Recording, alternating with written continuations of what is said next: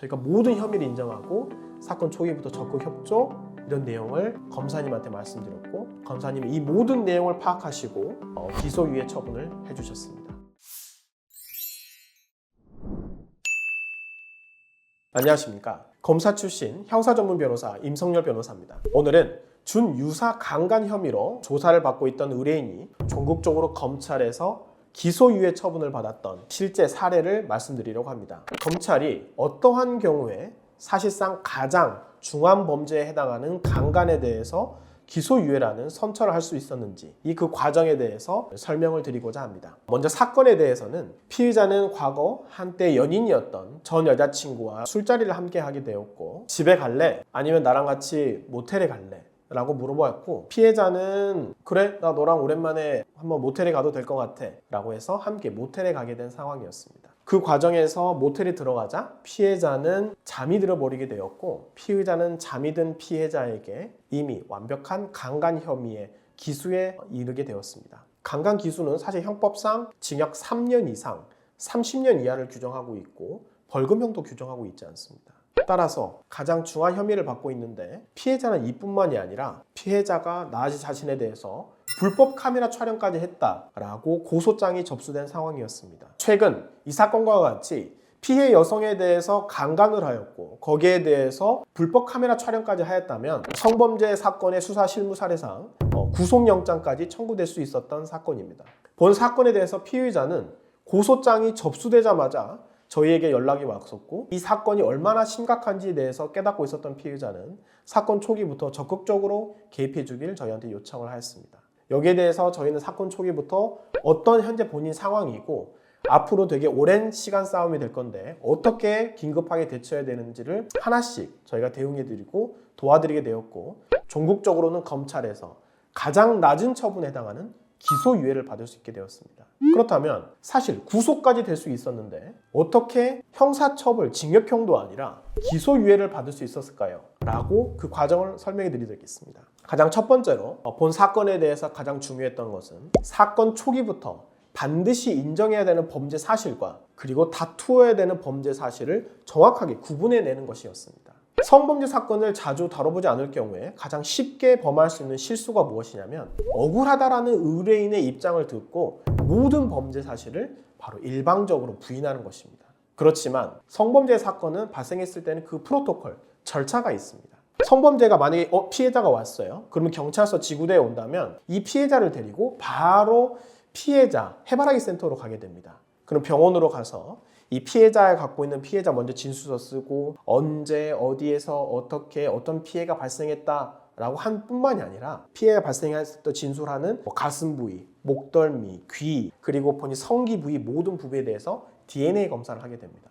그랬는데 만약에 변호사가 왔는데 선생님 정말 그렇게 안 했어요? 당사자 합의해서 들어갔단 말이에요? 모텔에도 들어갔어요? 선생님 이건 무죄네요. 우리 전부 범죄를 부인합시다. 이렇게 가버린다고 하면 피해자의 진술과 일관된 진술과 DNA라는 객관적인 증거 등에 따라서 범행을 부인하는 피해자에 대해서는 구속영장이 청구될 가능성이 매우 높아집니다. 따라서 본 사건에 있어서는 정말 당사자가 하지 않았다라고 하는 불법 카메라 촬영에 대해서는 부인을 하지만 당시에 술에 취해서 잠든 여자친구를 깨우기 위해서 음부 부위에 손가락을 집어넣어서는 안 되는 것이죠. 어떠한 변명을 하든 어떠한 억울한 사정이 있다고 하든 거기에 대해서는 절대 부인해서는 안 된다라고 사건 초기부터 정확하게 구분을 했던 것입니다. 본 사건에 대해서는 이렇게 강간의 혐의와 불법 카메라 촬영의 혐의를 구분해냈지만 이 사건뿐만이 아니라 강간, 강제추행, 주거침입, 폭행, 여러 가지 사건의 내용이 있다고 하면 인정해야 될 것과 다투어 나가면서 그 혐의를 줄여낼 것을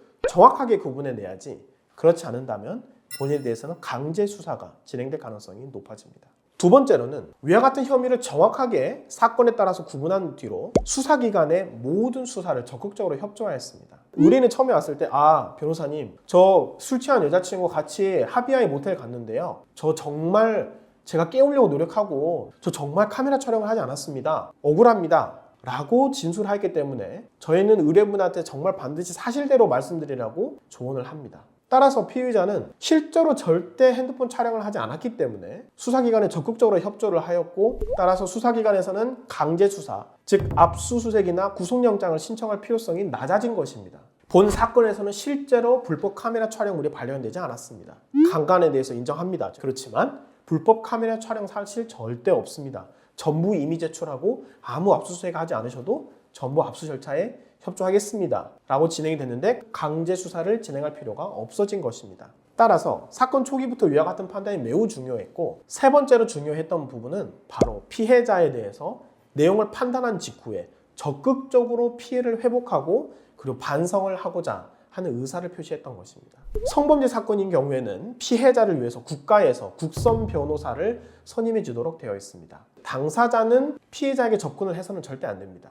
왜냐하면 2차 가해, 다른 추가적인 피해가 될 수 있기 때문이죠. 그렇지만 저는 변호사이기 때문에 제가 적극적으로 피해자분에게 연락을 하고 죄송합니다, 반성문을 전달하고 저희가 조금이나마 피해를 회복하겠습니다, 용서해 주십시오 라고 연락을 할 수 있는 것입니다. 어떻게든 저희가 위자료와 그리고 피해 회복을 위해서 처음부터 끝까지 사건이 발생한 직후부터 반성하고 피해 회복의 의사를 보였던 것입니다. 네 번째는 이 당사자에게 사건 내용을 봤을 때 절대 비슷한 범죄 전력이 하나도 없었고 오히려 이 사건에 있어서는 모든 범죄가 초범이었다, 완전 수사기간이 처음이다 라는 내용을 적극적으로 어필을 했습니다. 이 사건에 있어서는 이제 하나가 더 추가적인 내용이 있는데요. 바로 담당 검사님을 직접 찾아뵙고 저희가 이와 같은 내용들을 설명을 했다는 것입니다. 저희가 모든 혐의를 인정하고 사건 초기부터 적극 협조 이런 내용을 검사님한테 말씀드렸고, 검사님이 이 모든 내용을 파악하시고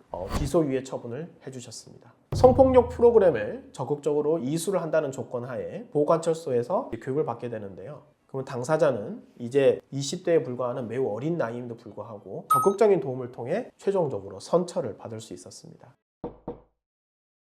만약 여러분도 이 사건과 같이 정말 억울한 내용이 많고 저 사실 이런 경우에 대해서 저 정말 억울한 사항이 많아요, 저 다투고 싶어요 라고 한다면 전문적으로 언제 어떻게 어떤 방법으로 대처해야 되는지 아는 검사 출신 변호사를 통해서 대응하게 된다면 가장 합리적으로 가장 낮은 처벌을 받을 수 있도록 도움을 드릴 수 있을 것입니다.